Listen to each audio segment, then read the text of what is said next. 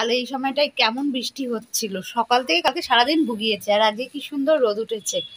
ভাবিনি যে আজকে এত সুন্দর রোদ উঠবে। তো যাই হোক, জামা কাপড়গুলো তো শুকাবে।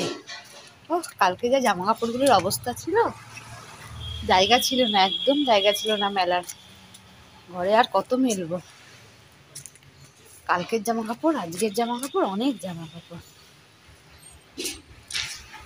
কালকেরটা কতগুলো শুকিয়ে গেছে, ওগুলো তুলে নিয়ে যাই, আর আজকেরগুলো একটু ভালো করে মেলে দিই।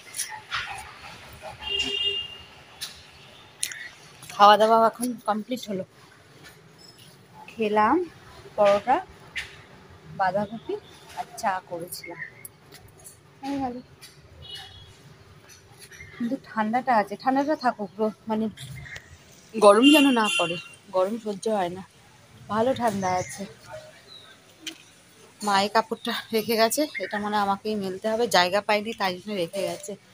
এটা দেখি কোথায় মেলি। মায়ের এই কাপড়টা শুকিয়ে গেছে, এখানেই মেলবো। আরে আর জায়গা নেই, দুদিনের জামা কাপড় সব মেলা, আর জায়গা নেই। এইবার মোটামুটি কাজ হয়ে গেছে, এবার সেলাই করতে বসবো। সেলাই করতে বসবো, আর ফোনটা তো আছেই, যাকে ইচ্ছা তাকে ফোন করবো। কাপড়টাকে মেলে দিই।